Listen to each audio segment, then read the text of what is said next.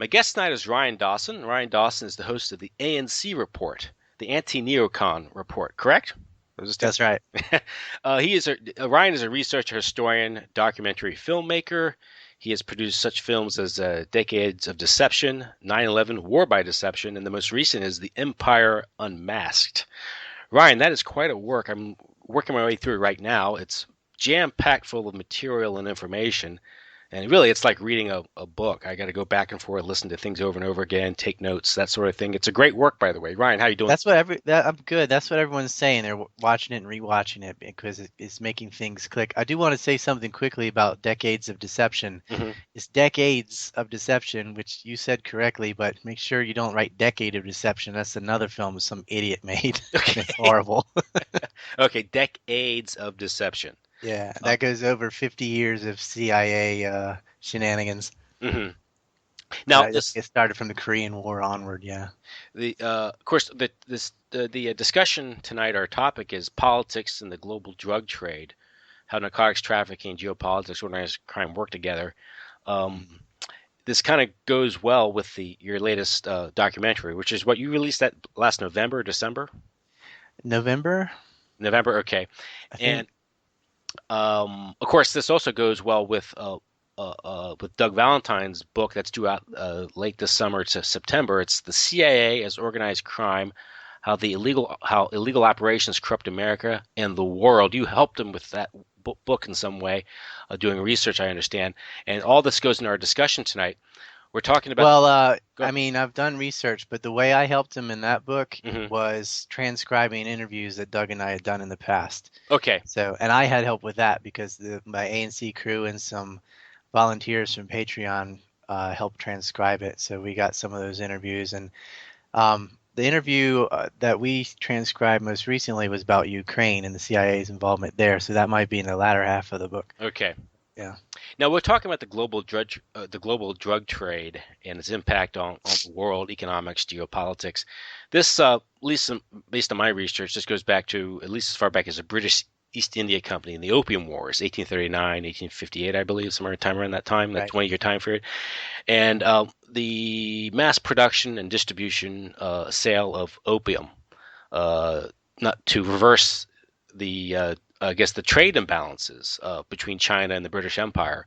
Also to, from what I understand, also to weaken and destabilize China and make it vulnerable to colonization, exploitation. This type of policy continued on with, I guess, the Boston Brahmin, the Eastern Seaboard elite that formed uh, Skull and Bones, and also much of Yale University, right?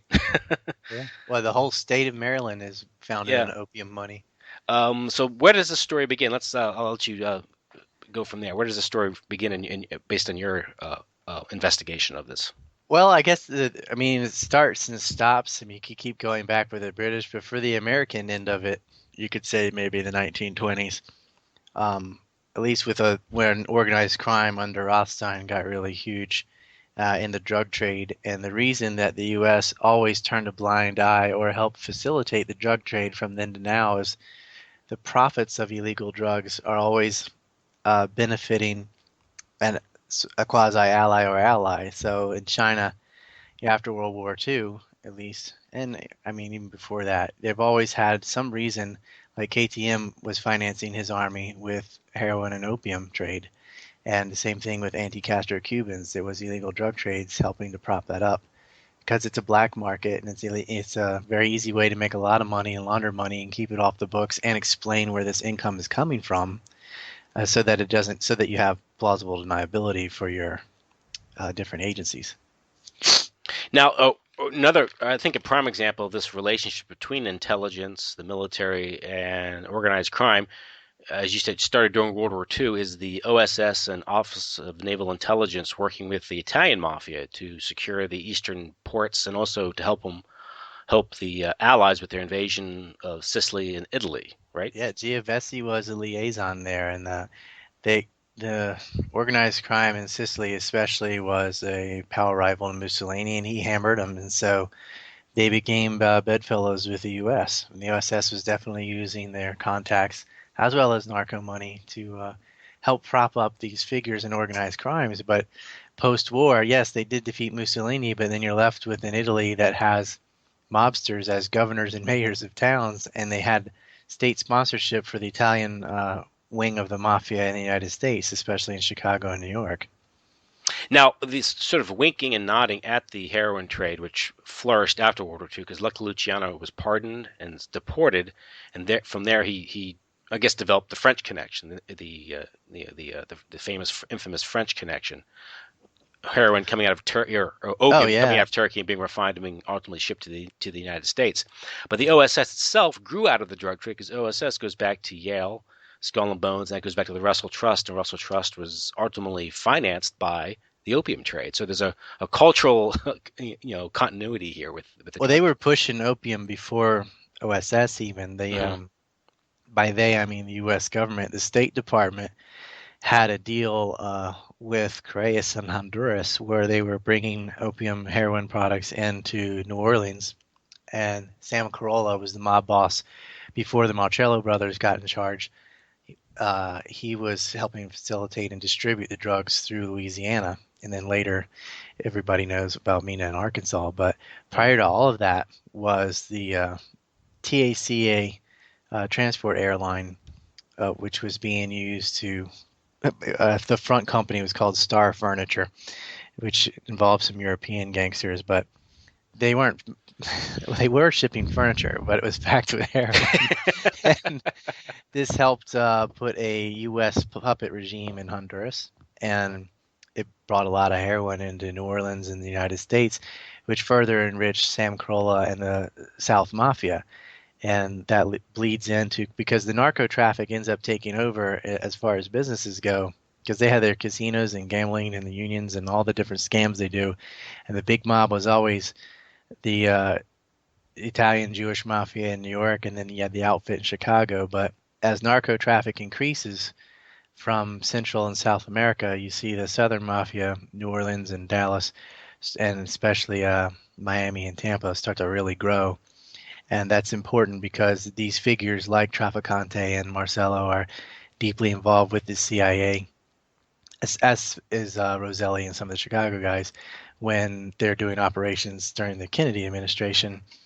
And, Bobby Kennedy is prosecuting Marcello and some of these mobsters at the same time the CIA and the FBI are secretly trying to work with them. Mm-hmm. And this is, of course, this factors into the murder of both John F. Kennedy and Robert F. Kennedy. Oh, yeah, it did. Yeah. Of course it did. So yeah, That's a big can of worms, though. But yeah, I know that's a whole other. But that's the nature of these things. I don't mind. It's interesting. It's amazing. It's very interesting what they do, but I think to get your head around it, people have to know about some of the figures like James Jesus Angleton or Ted Shackley, because like as we were saying pre-program, these operations, as far like ISIS, Ukraine, modern things, um, the Second Iraq War, Iran Contra, it all bleeds together with this not only the same methods, but often the same people. You're talking about just about two generations of guys that are involved in all of these things, and Hmm. they never go to prison. And which is Holly North ran yeah, for president. and yeah, top-rated Fox news show. So Yeah, or Judith Miller got hired by Fox yeah, after going to jail for 85 days. that's right. And she was Scooter Libby's girlfriend, right? Who? She was Leibovitz's girlfriend or Libby, and who was Cheney's chief of staff. Libby was a lawyer for Mark Rich, who got pardoned by Bill Clinton, and it was Denise Rich that financed Hillary Clinton's Senate campaign, and she's running to become president now. And Mark Rich was on Interpol's most wanted list. I made a film called Neocolonialism in Africa, and about half of it's about Mark Rich and Glencore and how much he ripped off the copper mines in Zambia. And just, I mean, the third world is the third world because of the first world, mostly. Yeah, that's another sad story. The exploitation of Africa, and Oh, it's deplorable. And these commodity company giants get away with it because they have regulatory capture. And I mean, in a way, that's mob too. But you know, these guys, it's this long chain because Rich is financing the Clintons and he's pardoned by them. And then Libby was his lawyer, and then Libby works for Cheney, right? His yeah, chief of staff.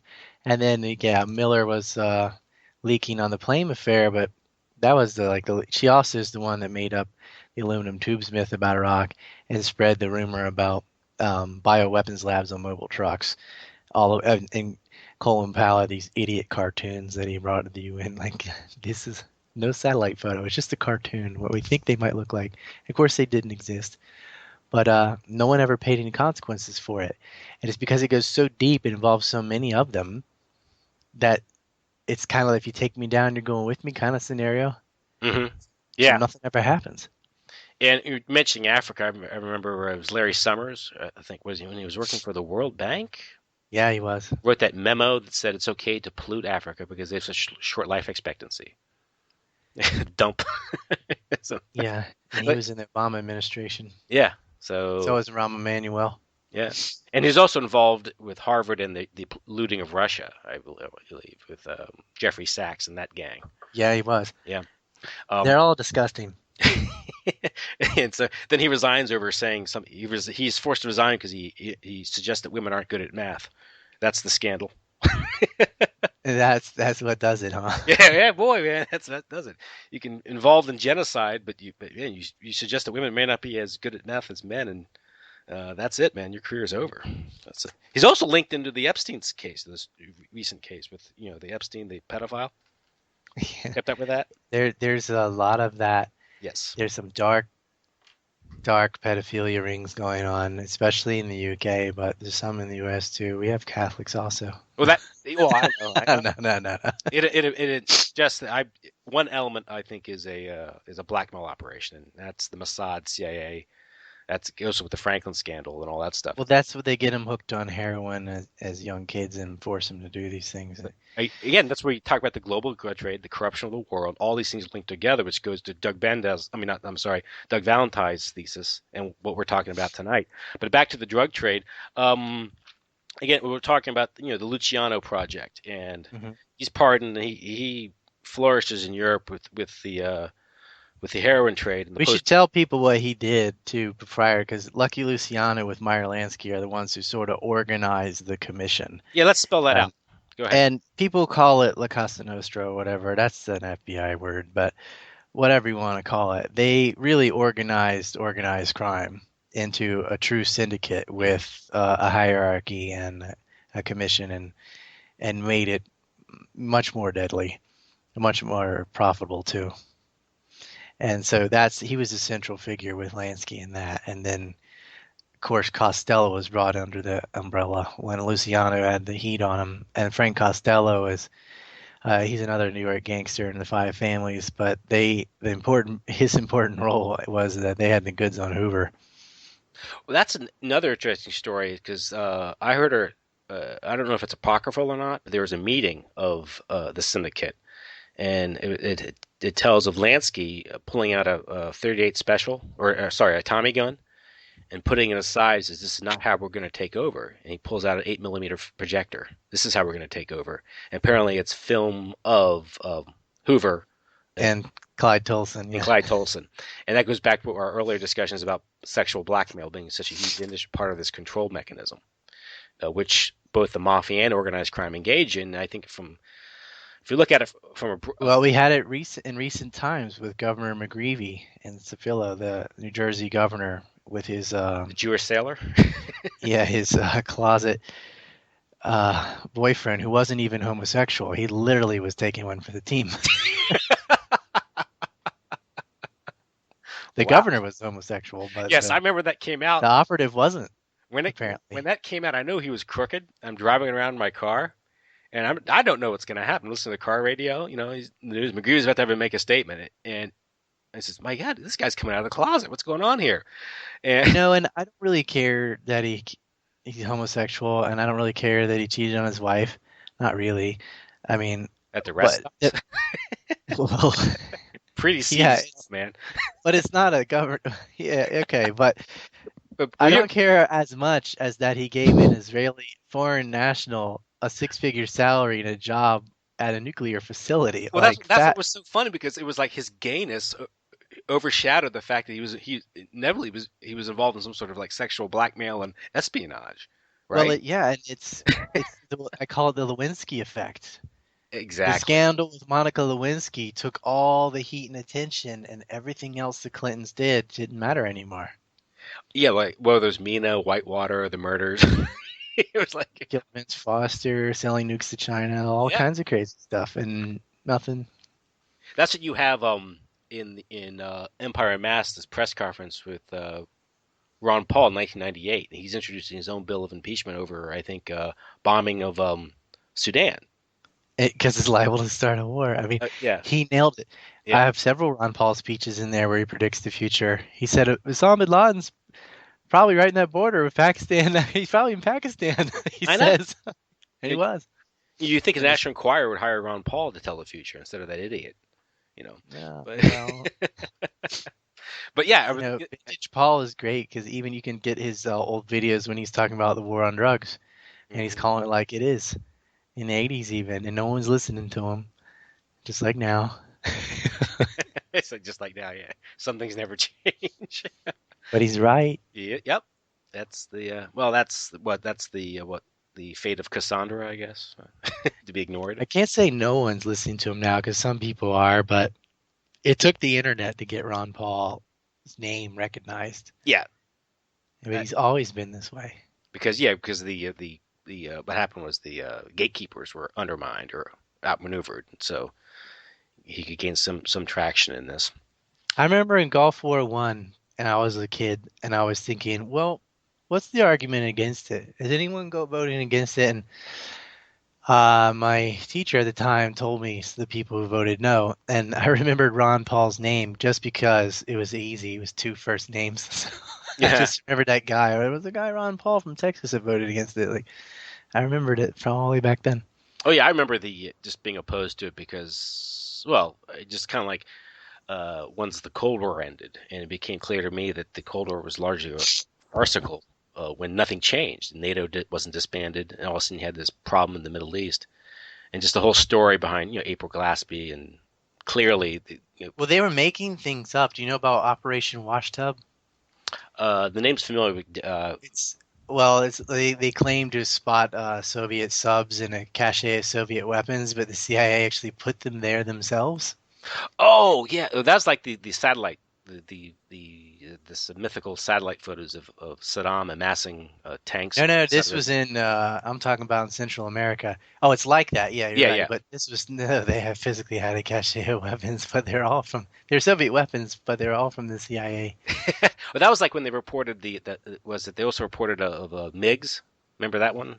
Yeah, from It, China. it was fed to the Washington Times or something, and I remember reading that stuff, thinking, oh wow, this is clearly Russia wants to take over Central America, and having no idea of geography and how bankrupt the Soviet Union was, you'd fall for this stuff. I was like, it's like, Their stories get dumber and dumber. I'm sure you remember the story of the Saudi Arabian used car salesman oh, that trying. was trying to assassinate the He or was the you're talking about working trying. with like Hezbollah in Mexico or something Yeah, crazy. that's like ICE. That's like ISIS in Mexico, right? It was Hezbollah. They have Like, these training camps where they're running in slow motion through like jungle gyms or something. We're supposed to be scared of that.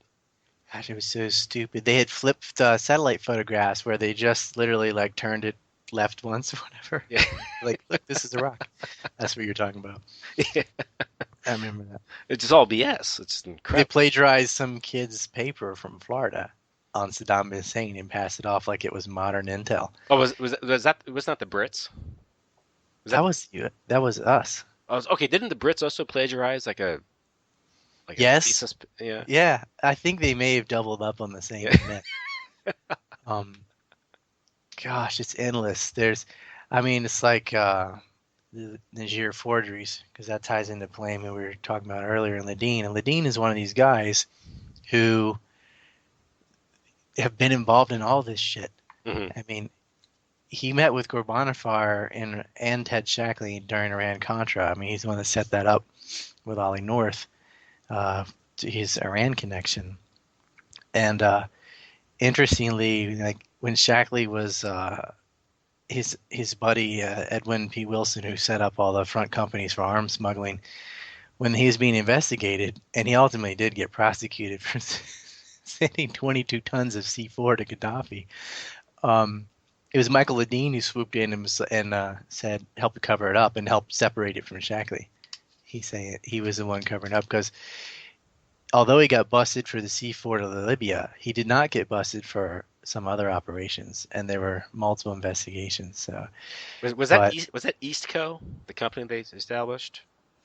yeah, it was Eastco. It was the Egyptian American Transport Service It Corporation. was part of. I didn't know how nerdy I could go on here, I know. but I just remember that from Trento's book, but it grew out of the '78 Accord with Israel and Egypt, right? And they're cashing in on this yeah. because the it was from that we really started supplying military aid to Israel and both at Egypt, and they were cashing in on it.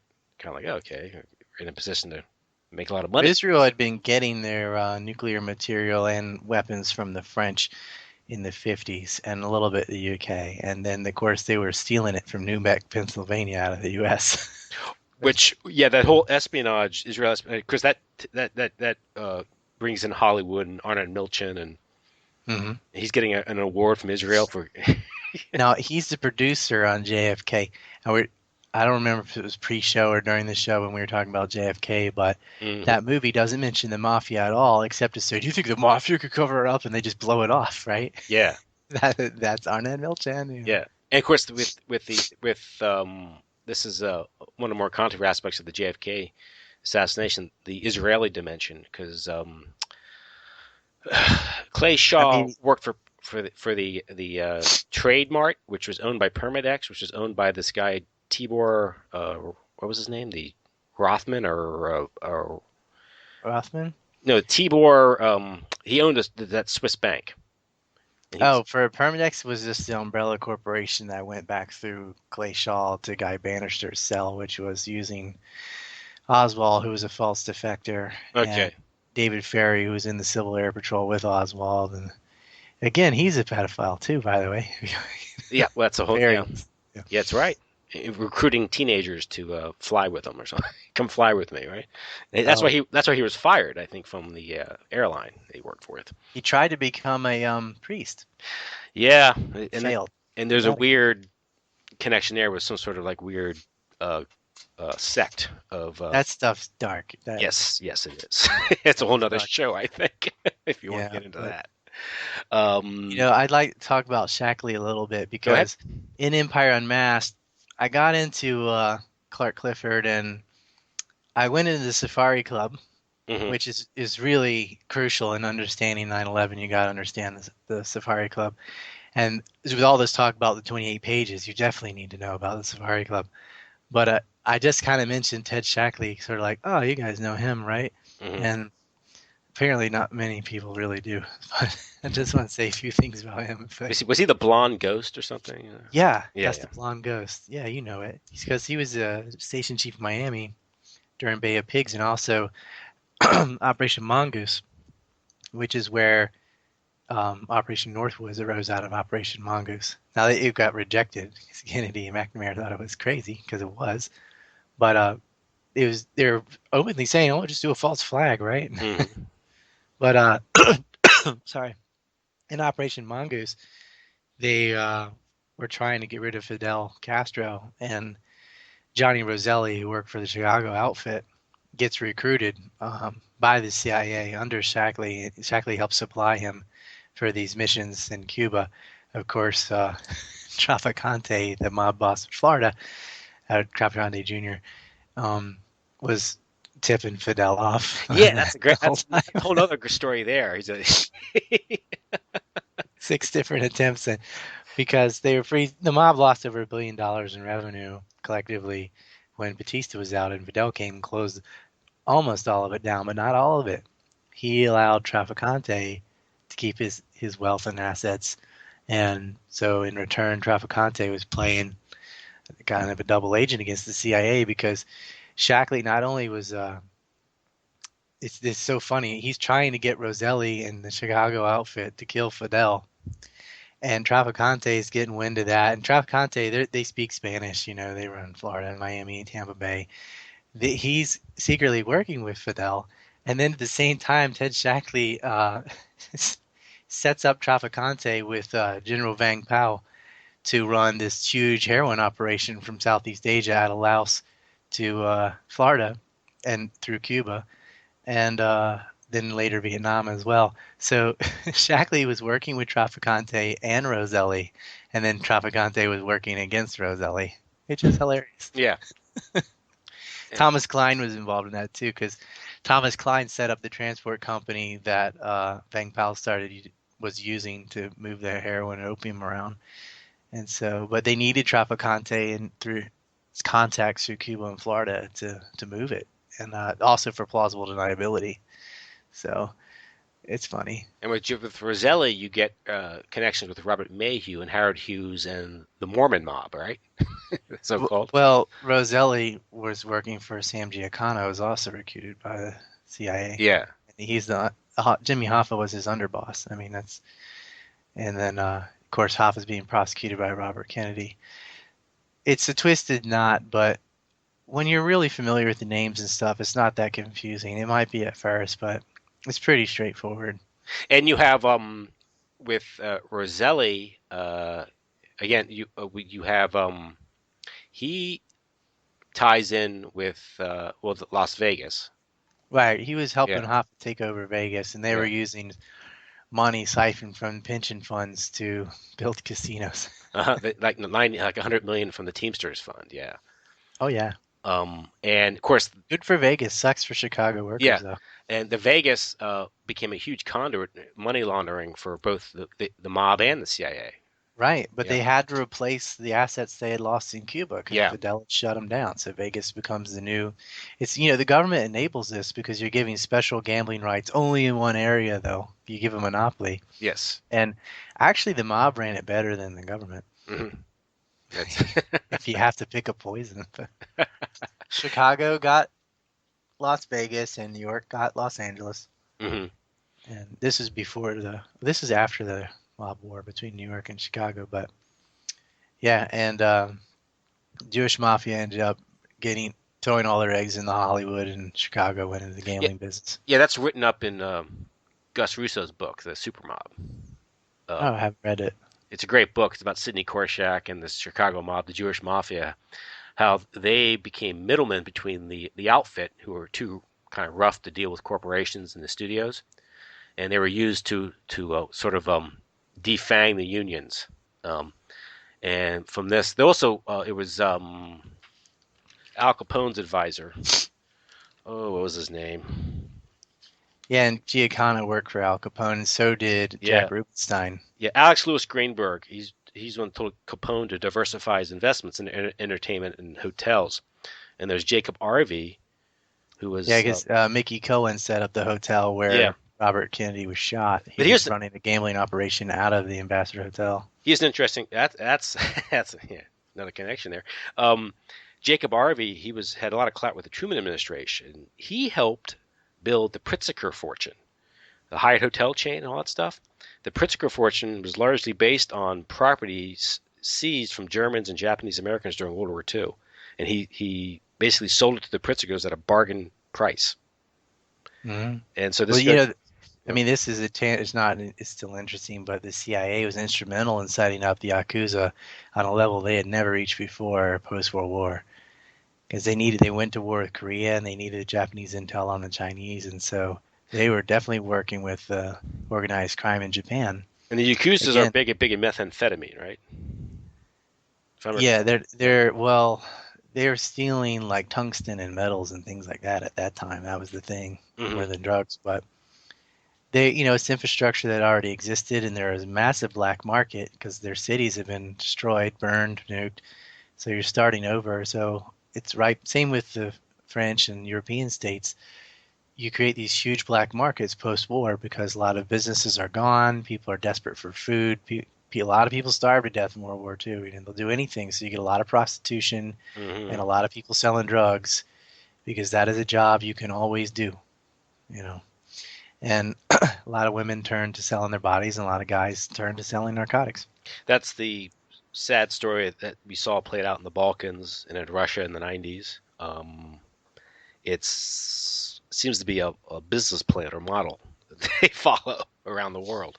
But I just think it's interesting that you have mafia guys with names that are known, like Al Capone. Everybody knows him. Jimmy Hoffa, everybody knows him.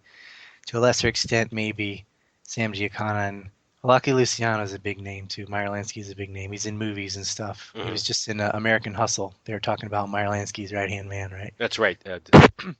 With Christian Bale. I really enjoyed a scene that had Lois Lane and Batman and Hawkeye in the same room. That's right. I pushed my invisible glasses up. But yeah, and they were talking about Meyer Lansky, and I'm like, oh yeah, this is getting real now. Um, he's in Bugs Bunny cartoons, flipping the coin and stuff. Um, and so you got these kind of household name mobsters, and they're working with the CIA. Hmm. And this is admitted. It's not even a secret anymore. And so you're like, well, if they're doing it then, and you don't think the CIA is working with people, and they're working with people in the Mujahideen because that's admitted. Hmm. They work with Jandala because that's admitted. But when it comes to ISIS, oh no, no, we got nothing to do with that. And Of course they if you just look at follow, all the Toyota Hilux trucks they got from the non-lethal aid from Obama. They're driving around in hundreds of these things. yeah, Where do you think they got? They didn't build them. They didn't take them from Japan. So they rob all the Toyota dealerships and get identical colored trucks. yeah.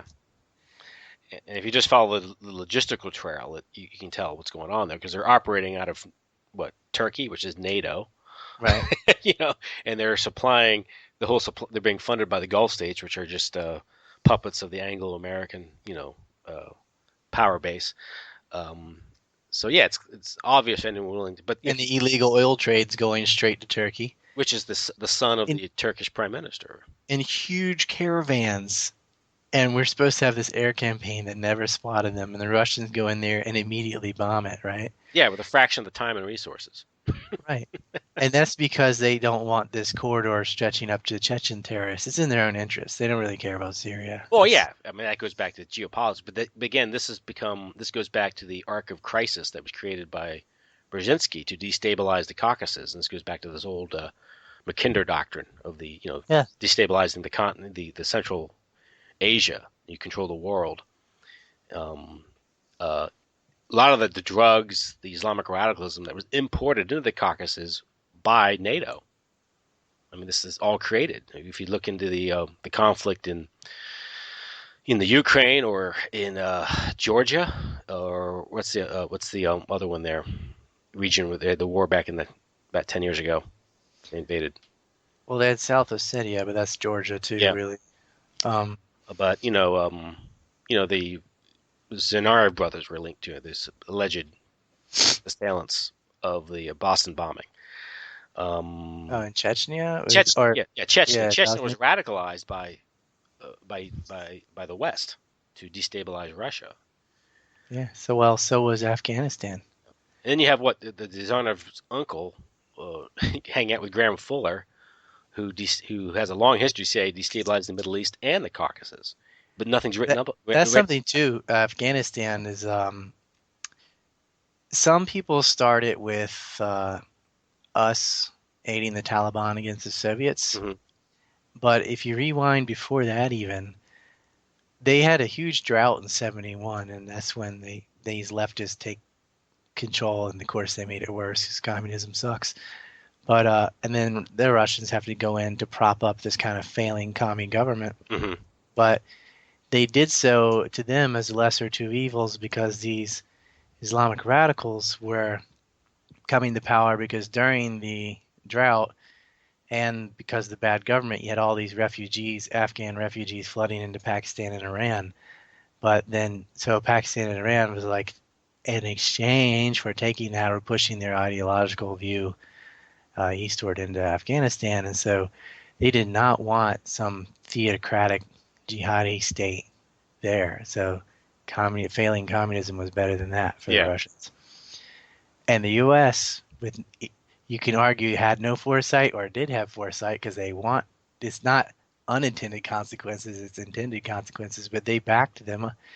And you had what they called the Afghan Arabs, even though not all of them were Arabs, but Muslims flooding in from all these different regions to support the fight against the Soviets. And of course, the U.S. is backing them. They gave them the shoulder missiles to shoot down Russian aircraft and the Stingers and all of that. Hmm. But these Afghan Arabs, that's Al Qaeda. That's Yeah. what they don't call them that till later, but that's the group, and they help finance and launder money through BCCI, which was the bank that replaced Riggs Bank, and then got re-replaced by Riggs Bank later. They went, Riggs to BCCI and then Riggs again. But Riggs is the bank that set up the Federal Reserve. People all know the story about Jekyll Island and the meeting and Hmm. Aldrich and all that, but they didn't write up the bill there. It was already written for them by Riggs. They just discussed it and put it through the Senate. The guys behind Riggs Bank set that whole thing up, but Yeah. It was an that anti. bank gets used in 9/11 later. But It was an anti-banker bill written by the bankers. So yeah, yeah. same old story. But BCCI, Riggs Bank, and First American is a great story because that provides an illustration of what we're talking about here tonight. Is this connection? First Bank of Boston, yeah. Yeah, and the Clark Clifford, who wrote the National Security Act in 1947, is later, years later, this Democratic power broker, Secretary of Defense for Johnson, I believe. Also advised Truman on recognizing Israel. Um, he is implicated Which he later. immediately did. Yes, exactly. Really, he got what is it? Well, he's implicated in BCCI, right? Well, Clifford's the guy who approached the Sheikh Kamal Ahmad, he and he was Prince Turkey's uncle, Hmm. and then George Bush Sr. approaches Prince Turki bin Faisal al Saud, who ends up becoming like the head of Saudi Arabia's CIA. He's the head of GID, and these guys set up the Safari Club, and the bank's physically in Pakistan, the main bank BCCI, but they use that to launder money from narco traffic and every other illegal activity you can imagine into things like the Mujahideen and all over Africa. Everything. They were doing that all, but the Safari Club is what roped in Saudi Arabia, and the a couple reasons for that. They're set up in '76, but uh, first William Colby, who is the director of Central Intelligence in '74, goes in and fires Angleton and three of his lieutenants because I mean Angleton was so close to the Israelis, and this gets back to the Kennedy thing too, but I'm going to skip it. That the Israeli desk wasn't even in the with the Middle East office; it was under the counterintelligence wing. Like every country's got their desk right Hmm. by region, by hemisphere, and so on. But the Israeli desk is in the office of counterintelligence with James G. Angleton. That's how tight it was. That's how much they were leaking. So Colby fires him, and it wasn't just that. I mean, it was for himself too, because he wanted to get rid of his lieutenants. It was a power thing. And then you've got Watergate coming, and you had the Yom Kippur War at the same time, and then so that's 74.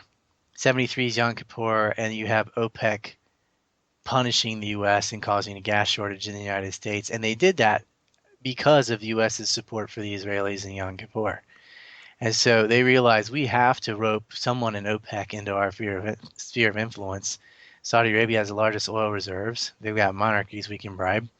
And that's how it was. And they brought him. Also, Vietnam ends in 75, and they got to replace that heroin trade Hmm. because that was a very lucrative business. As we were talking about with Shackley and Trafficante earlier, they have been setting that up. I mean, that I call that war helicopters and heroin.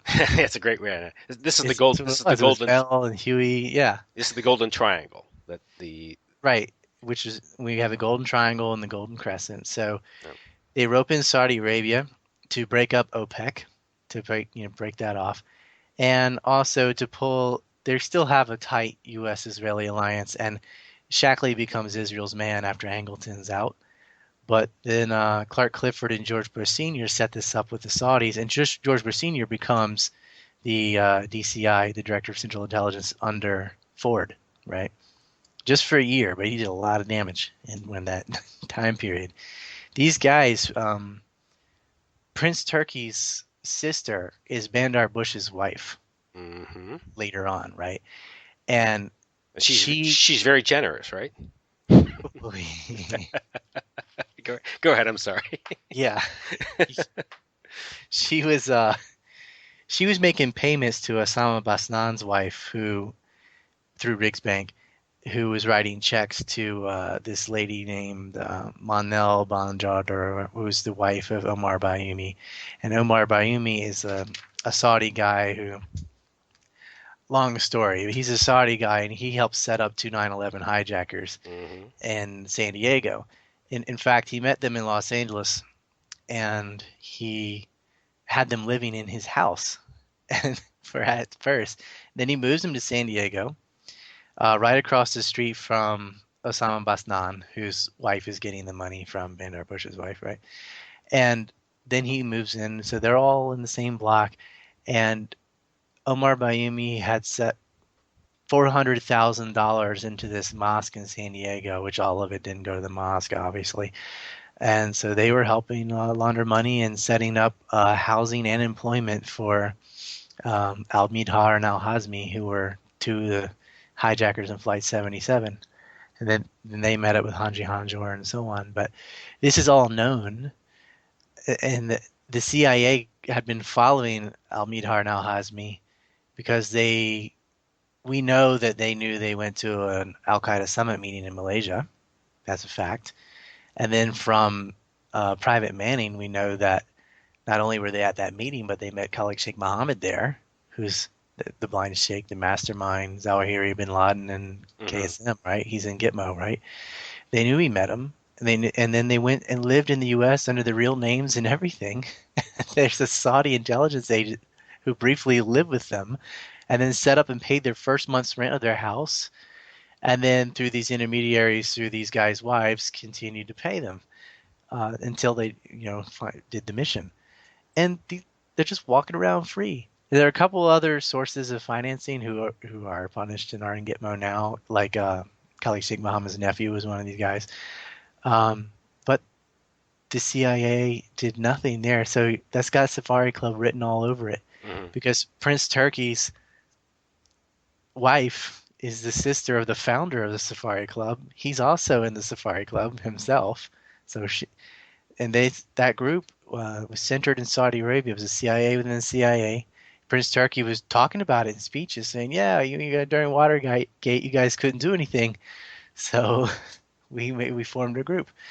And so you had Saudi Arabia, and then you had France and Morocco, which they were already together, and you had the U.S. and Israel, who were already together, and briefly Iran. Of course, they were kicked out of the club in '79 for obvious reasons.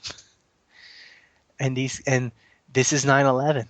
Mm-hmm. You know, it was the Moroccans who arrested Mohammed Zammar, who was the handler for Mohammed Atta, and threw him in jail. He's in jail in Syria. He was.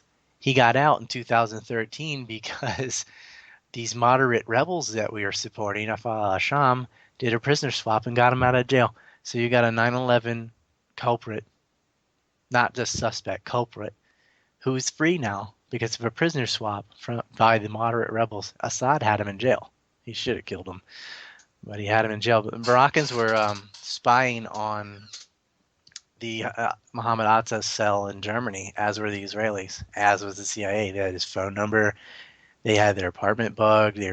Had they knew every movement they did, and they were still able to go to the East Coast to Florida and then later to Brooklyn and New Jersey, Yeah. and nothing happened. And then you've got these dancing Israelis and their Moroccan hash dealers, and one of them was female. And I looked on the 9/11 suspect list. There's only one female name from Morocco, so it was easy to deduce who it was. And from that, I used the from the Freedom of Information Act report that released the document we got in 2011 on the dancing Israelis. It's a stupid name because only three of them were celebrating, the other two came, but whatever, from the moving companies. There's document, it's 1,800 pages, 6 different reports plus a small police report. And once you have some names, you can start doing a little Rosetta Stone and filling in the redactions. And that's a lot of the work I did in Empire Unmasked, was putting this whole thing together and seeing where these guys were all the way from Germany to Florida and New York and New Jersey. I followed their movements and put it all out and put the most damning information out in the Empire Unmasked. Unfortunately, I have to sell it. I'd like to. I tell people if they'll ask me, I'll sit there and explain it. But if you want it in like a movie format, you have to buy Yeah. it. I need that so I can make a film about the Kennedys. And both of this illustrates how, along the way, people within various agencies or investigators are following their trail, but they're being thrown off the trail, they're being shut down. This is what Well, happened the upper brass is telling them to back off. like Able Danger or Able Danger is a the great FBI example. field office in Minneapolis, right? Yeah, Oh yeah. you Yeah. again and again. I mean, it's not like our entire government, but it's Cofer Black and George Tenet and Richard Lee, these guys in counterintelligence were shutting it down.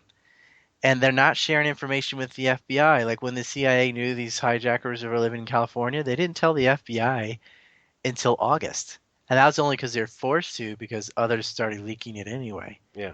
That was too late. Spike Bauman, who gets a promotion after saying that the laptop off. Oh yeah. Oh, the FISA warrant wasn't enough to search Sowie's laptop, and of course it was. They rubber stamp everything. Well, you know how And the FBI is so concerned about the Fourth Amendment, right? well, let me tell you something about Merrin Bowman too, because he, there's another Spike Bowman who's cool. Same name, not same guy, but he had the anthrax in Ames, Iowa, destroyed in the middle of an anthrax investigation too. Mm. Same guy. And you have that. You have There's no shame. yeah, and which is obviously that's obstruction of justice right there. Of course, Yeah. of course, Yeah. of course it is. It's still got genetically traced to U.S. labs. Yeah, and of course the official story. What's odd about that story is I interviewed Graham McQueen about that. He makes the connection a while back. How at first it was supposedly tied to 9/11. Then the official story said it was nothing to do with 9/11. But all the evidence does tie it to 9/11, which raises all types of questions. Well, you know for a fact that it's tied to 9/11 in this sense. It is tied to 9/11, but let's say you didn't know. You do know that they used that story to link 9/11 to Iraq Mm-hmm. because they said Muhammad Atta met in Prague and got anthrax from Mm-hmm. Iraqi officials. He did not because there wasn't a meeting in Prague, and Yeah. Iraq didn't have any anthrax either. Um, but that was definitely said. Tim Russert, Dick Cheney, Condoleezza Rice, they went on TV saying this filth, Mm-hmm. and that had a lot of young men sign up. Some of them may have died even. They got into the military and joined to fight Iraq because they thought Iraq attacked us on 9/11. Mm-hmm. And it didn't have anything to do with Nothing. 9/11. Yeah. They were against Al Qaeda. We're the ones backing Al Qaeda. That's our history. But what's interesting about the one of the things interesting about the anthrax attacks is one of the victims down in Florida. He was a photographer for the Sun newspaper, I believe. Yeah, who had been digging into the bushes. Yeah, there's some connection there. But one of the more interesting, well, one of the coincidences, you want to call it that, is no. Of course, the official story is the anthrax attacks had nothing to do with 9/11. It was this guy Ivans, okay, who had Oh, Bruce Ivans yeah did it on himself by himself. by And yet, himself. how did he get to New Jersey and Yeah, Florida without taking an airplane? Because they where have no tickets to what and get back to work in time. yes, and And he's been exonerated. He physically couldn't have done he it. couldn't Plus, have you done had it. anthrax stolen from the lab Hmm. in the 90s when they had the first World Trade Center attack. Yeah, the Dr. Rippey and Phillips Acton. but the victim worked for the editor.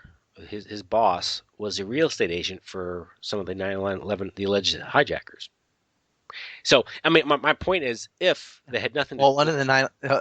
if it had nothing to Al do with Obari 9/11, had used an Israeli moving company to go to Florida. yeah. But here's the problem. If And Charles Kushner's paper, yeah, he's the real estate mogul who set up a honey trap on his own family and all that. But but my it's point, they own the New York Observer, which is the first paper to report on the anthrax. there you go, yeah. But my in the point U.S. is if anthrax had nothing to do with 9/11, it was a separate event, which is the official story. The coincidence you're saying is just out of coincidence. Ivan sends anthrax to this newspaper down in Florida. The editor is the husband of the real estate agent for two or three of the 9/11 hijackers. What are the odds of that in a nation of 320 million people? Yeah, and I mean, also, I mean, how does Bruce Ivans plant this story through James Woolsey mhm. from the CIA over to get reprinted by Gary Schmidt and William Crystal to say that this whole story about Atta and Prague and Iraq? Like, Yeah. He didn't do that by himself. Exactly. Yeah, exactly. That was There's no way. yeah. And With why'd they chase around Stephen Hatfield for so many years with mhm. Ivan not even being mentioned? And Perry Mixell and Ivan both have these weird deaths. You know, But who ODs on Tylenol, right? I mean, yeah, come he on. conveniently commits suicide. Yeah. So But I predicted that. I was on Scott Horton's radio or anti-war radio, I don't remember, but it was Scott Horton I was talking to, and it was July 4th. It was kind of like cool to be on the July 4th show, and it was just weeks later that Ivans died, killed himself, whatever. But I yep. said they're gonna, he's gonna get Deborah Palfrey. He's gonna get suicided. Yeah. He was. Yep. No autopsy, if I recall. Um, No. but what you mentioned Afghan. This is the Afghan story, the Safari Club. This is an interesting story because Safari Club was formed after late 70s. This coincides with the Halloween massacre, Jimmy Carter, and he's purging all these guys, all these flunkies from the CIA who simply don't go away. They simply can do what they continue doing, just off the books, so to speak. But Yeah, you the Shackley's secret team.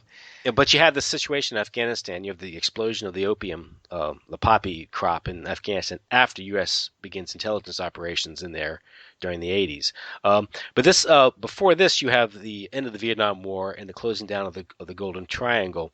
Explain the Golden Triangle, its formation, and how that So explains maybe Afghanistan and the intersection between the global narcotics trafficking, intel, and maybe geopolitics. yeah, and the simple way is basically that with the Laos, Cambodia, Vietnam is called the Golden Triangle, and that is the source of heroin, second only by Afghanistan. And they really wanted to reopen that drug trade because you need all that off the books black market money to help pay for the kind of crap they do, like the Phoenix program, killing all those civilians, thousands of civilians, which Shackley was the head of, by the way. You can't just go to Congress and get money for that. Not that Congress is moral, but the public wouldn't put up with it, they assume. But if you can sell drugs, then you can pay for it and explain it like that, and it gives the public government plausible deniability. The president all can act like they didn't know about it. And I also want to say, even Admiral Turner under Jimmy Carter, yeah, he got rid of Shackley and those guys, but he was just as involved in Afghanistan. And they go into Afghanistan because that's the Golden Crescent. That heroin replaces what they lost in Vietnam because reinvading Vietnam is not possible. Like it's such an unpopular war. Like we are not going to reinvade Vietnam. Like it's not going to happen. So Afghanistan is ripe, and there were a lot of overlapping interests, and they saw that, and so they didn't mind backing the Mujahideen and creating Al Qaeda because that's a $64 billion a year trade in heroin out of Afghanistan. They're sending it out right now on FedEx planes. Pilots don't ask about it. I mean, it's disgusting. And you see the spike in heroin, and that money, that's the main source. Like they have religious schools and language schools and all these fronts that make money for CIA operations, but narco traffic was then and is now the number one way of creating black market cash for black ops. Now you mentioned the schools. That's the Fethullah Gulen network. Oh, well, he was one of them. Yeah, I Yeah. mean, he got busted. That's in War by Deception. And he runs out of this operation out of Pennsylvania, and his job is to he has billions and billions, this $1 billion network of these these mosques, which not only promote Islamic radicalism, but is also a cover for intel operations and intel gathering and things like that. So Yeah, that's how it works. and these.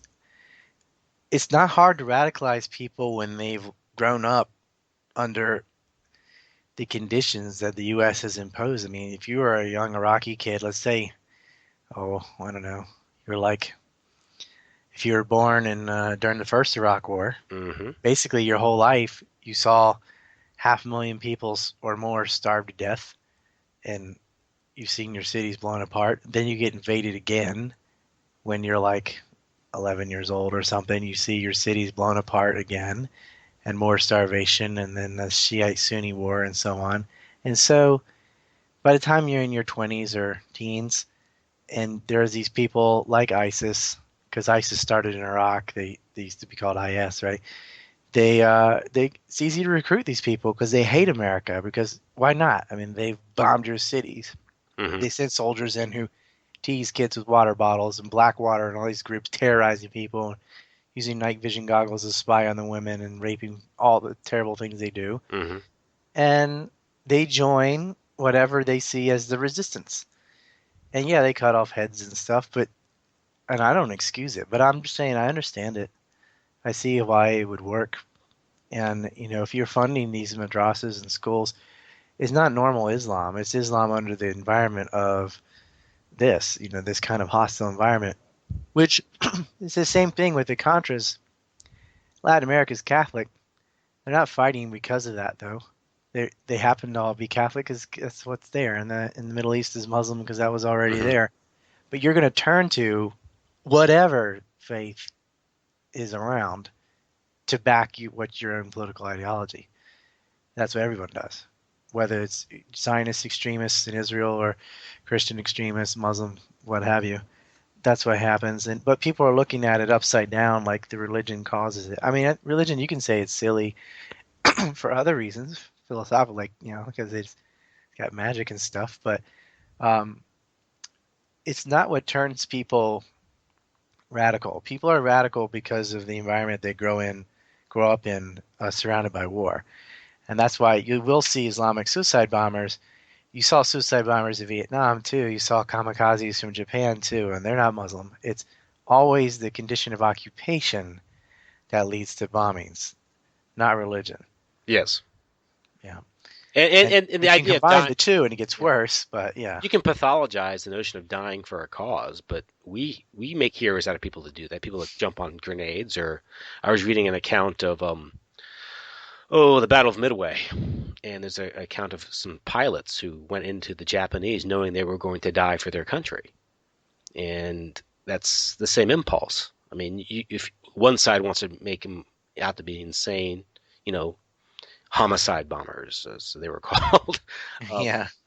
but it's no different. Well, is there a big difference between running a plane into a building and flying the plane over the building and dropping a big bomb on it? Yeah, You're still murdering lots of people. yeah. And we do bomb buildings. We're not bombing army bases. We bomb everything. Hmm. Well, that's been the American way of war, going at least going back to the They burned Hamburg, they burned Dresden, they burned every major German city, really. and Atlanta, And Georgia. well, Atlanta, Georgia in the Civil War, right? They Yeah, burned it. William Sherman is a monster. yeah. And Lincoln's got his face on a mountain. It's amazing. And they did worse to Japan because they firebombed everything and they nuked couple cities. And the amount of rape in Japan post World War is just enormous. They It's were not just going. reported on. I've read. No, there's a lot of rape in Germany too. Yeah, I've read. But Obviously, most people familiar with world history are know about what happened to Germany when the Russians came in. oh, the Russians and the Yeah, Mongols, they yeah. And apparently, they rape people to death. yeah, apparently it was more of a mongrel thing, and you could see the racial element there.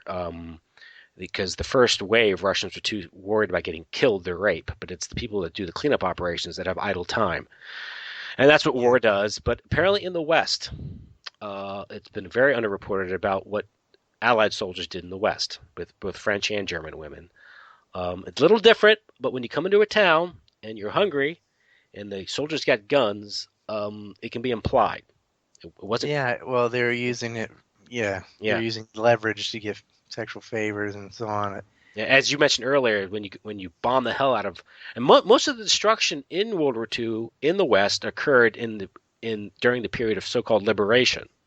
Really, I mean Yeah, I most. got to point out too, there are a lot of Koreans and Chinese raped by Japanese too. Oh yes, But that the doesn't comfort mean and it's. all that.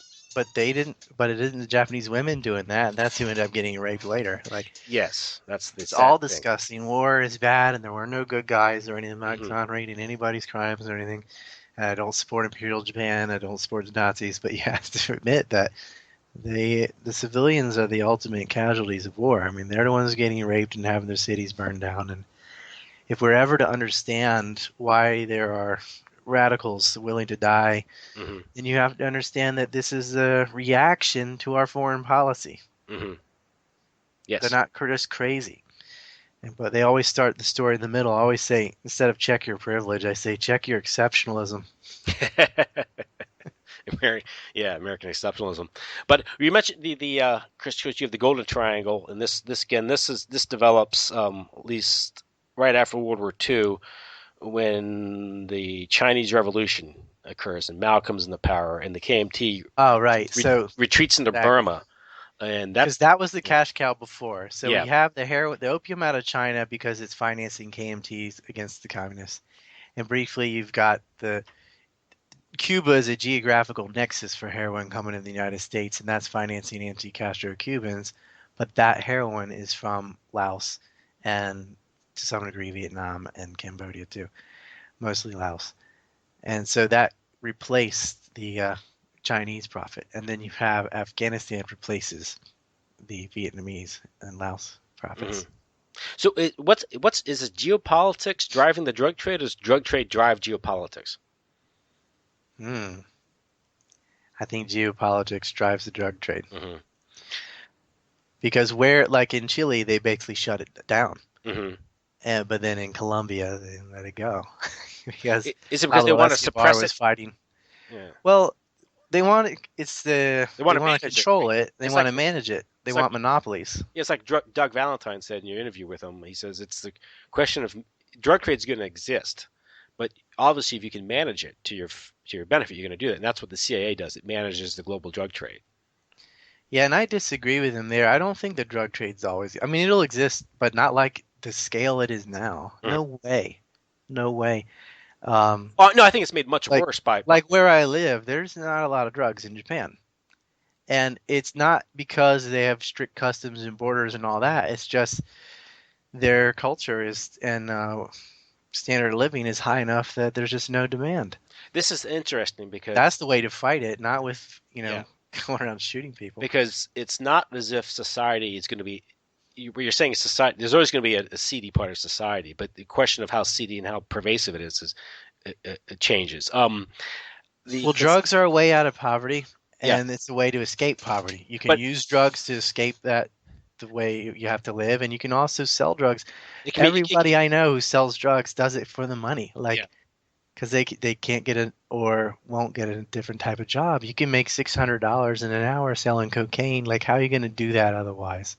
it's true, but it They, can be weaponized, and that's what at least from my research with the British East India Company, and also with particularly after World War II, some people research like Chris Milligan, Trine Day publishers, and all that.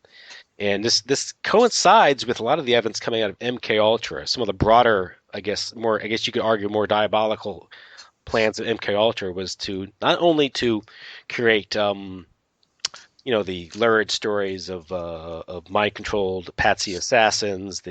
that see the story on it. There's MK Ultra is a real thing, but what's been said about it by Jonestown is crap. Yeah, well, that's Hollywood. Yeah. I think there's some And so truth to it, but they do that on purpose, though. So you go, oh, that's not so real. it's like Do you movies. know George White used to drive Jack Ruby to the airport and back when they were George working Hunter with White. Trafficante? That's just. Let me tell people what that means first. Yeah, go So ahead. George White is if there's a head of MK Ultra, he's the guy. He's was in it for the longest. He came from the Federal Bureau of Narcotics. He ends up starting this whole branch of it. And he used to personally drive Jack Rubenstein. You might know him as Jack Ruby to the airport and back. Why is he riding around with George White? But yeah, there's a little nugget in there because Ferry and they all knew each other. Like they're gonna say, "Oh, Oswald and Jack Ruby didn't know each other." That's bullshit. Like that is total BS. They all knew each other, and he was trying to get into Cuba, but Jack Ruby been to Cuba many times, and because he owned the Carousel Club, and he was getting girls from New Orleans from Marcelo. They Hmm. had girls like in a syndicate that would go all the way to Florida, New Orleans, and Dallas to dance and so on. Yeah, Yeah, but but all of them knew each other. he was part of Operation, where he led Operation Midnight Climax, which is this the not kidnap people, but as you could say, trick people into going with prostitutes and then dosing their drinks with LSD and then filming it. Yeah, Yeah, Yeah, and spying on their hotel. yeah, And he would go after celebrities and stuff just for his own jollies. We're talking about George White. yeah. And of course, He would go from low this, levels. yeah, from this develops a blackmail. You can see how that's being developed. But with MK, what I'm suggesting is MK Ultra. There's some, this gets into the idea of opiating society and degrading society, and we saw that with the British East India Company with China, and also using the Chinese diaspora throughout Southeast Asia to create this huge market. But it's hard to say. Oh, you know what else we gotta mention though Yeah. is to for the blackmail to be the most effective, first you gotta demonize the hell out of drugs, Yes. which you're gonna get out of the Federal Bureau of Narcotics with Henry Asslicker as as Lucky Luciano used to call him, Henry Anslinger. Now is that No, because Harry Asslicker he called him. now is that because he had a film with him? No. No, Okay. he that's the guy that gives you reefer madness, Hmm. which some of the potheads will know, like the reefer madness. Oh, it'll make you play the piano too fast and all that nonsense. But the reason for that was they knew it wasn't. They knew, man, but they have to justify their existence, the Hmm. Federal Bureau of Narcotics, and their budget, and they can't go after the big movers of heroin, and then later in the '80s the cocaine too, because the FBI is working with them, and they all know that the big syndicates out of New York and Chicago are at first helping finance KTM, and then the Cubans, and then Hmm. Vietnam, and so on, and so with the Phoenix program. So what do? You can't have a trial there because when your supplier is going to end up linking back to government operations, it's not going to go anywhere. So they go after blacks and Puerto Ricans and things in the inner city because the mob was ethnocentric. So you could say, oh well, just don't arrest Italians or Jews or what. So they go after minorities Hmm. and who are smoking marijuana and things like this. A different drug and different ethnicity, so it's a safe arrest. And they're just constantly pouring in the propaganda about marijuana. I'm not saying it's good for you, but they were saying it made you like completely batshit crazy and stuff, right? And no one should go to jail for that anyway, but they Yeah. were. And so it was also, there are a lot of racism too. I mean, they just blame it on them and colored people and throw them behind bars. So they've spread the rumors like, first of all, it becomes marijuana. Mary Jane becomes marijuana, Spanish sounding to make it like, Hmm. oh, the Mexicans. And then the Mexicans are coming. You can see Jonestown yelling. Uh, yeah, saying blacks are going to go after the white women and all that. It's a funny scene in Back to the Future where Biff is chasing Marty and there's the band Chuck Berry or whatever Yeah. there, Oh, yeah, yeah, and yeah. they get out of the car and he's got a broken hand or thumb or whatever, and he's just sort of holding it. And Biff sees them. And he's like, "Oh, I don't mess with you, reefer guys." Yeah, I remember. Yeah, I remember that. Yeah, it's very funny. It's so funny. We forgot. He's just as big as them, but he's like, "No, they're on the reefer. They're on the reefer. Oh no," because they were smoking weed. At the same time, when you ban marijuana, they also ban hemp, which benefits petrochemical industries. Yeah, and it's got nothing to do with it. I mean, they're both from cannabis, but they're totally different But they banned plants. hemp because hemp can be used to make all types of clothing, packaging, and that word, Well, it goes against logging industry and others. which is Anyway, why what's his name Hearst was on on board. yeah. Well, the Rockefellers get involved in this. I mean, this is getting another Well, that's a tangent. whole Like, other dimension because the petrochemical industry, mhm. oil-based, petroleum-based petrochemical, petrochemicals. If you can make all the stuff from hemp, it decreases the demand for oil, and that goes back to controlling the world through energy and the demand for oil. And it goes back to the money It's system and all. much quicker to regrow hemp too than the trees. Yes, You and know, so but that's the lumber industry from Teddy Roosevelt onward had regulatory capture. I mean, they were using the excuse of preserving land under the Forest Reserve and in the East hmm. Coast National Park Service, which has a picture of a buffalo on it, ironically, to steal land from Native Americans and later to, as a means of, under the guise of preservation, preventing venture capitalists from bidding on property and having competition between companies. So the government would allocate it to itself and its buddies, its highest briber, not a bidder, highest briber. And that's what they were doing and still doing. Yeah, yeah. Murray Rothbard did some great research on that, talking about. You know, I'm hoping if I can raise the funds to do 3 short films on Native American issues, and that's to be one of them is explaining the whole thing. and just today, because today you have, I mean, just to, in the current news, we have this rancher issue, and that goes back to the under the pretext of conservation and management. But There, look at the West. uh, Almost the entire West is owned by the government. yeah, which means it's owned by the oligarchs. And you're like, oh, communist is bad, no private property. The That's the Park Service, and that's Park what that Service, yeah, is. yeah, That's yeah. what they do. And that Because goes back to the World Wildlife Fund. Goes back to Prince Bernard, former SS Prince Bernard, and the European elites. They're using conservation to pretty much control the resources of Africa. Correct? I don't call them elites. Well, I know. There's nothing elite about them. I mean, there's nothing special about being able to print money. Well, I know. If I Yeah, if I listen, if I had the power of the printing press, I'd yeah. be I pretty mean, great. wealthy and pretty smart. Yeah. Yeah, they're not that smart. It's just funny. In fact, it's the originators were kind of clever, but now because government can't fail, when the business fails, it gets replaced by something Yeah. until something workable comes. They're so full of nepotism that they've got absolute idiots in charge of this stuff who don't know anything about anything. You look at the people that were set to um, reconstruct Iraq after the Second Iraq War. Yeah. Uh, uh, Peter Von Buren's got a good book on this. So I just interviewed him. And I mean, like they're making a milk factory in the middle of nowhere and just spending money for the sake of it. Hmm. And not all just a profiteer. It really was enormous incompetence. And they're not even they don't know what they don't know, as Rumsfeld would say. Hmm. They didn't know. And but it's these idiots in charge, and they're just hiring their family members and stuff, and that's the nepotism of the government. Hmm. And they're just wasting billions of dollars, and they're not helping anyone. And that's why you look at Afghanistan and Iraq and all this trillions of dollars we've pumped in, and it's still dirt roads, and it's still where's the infrastructure?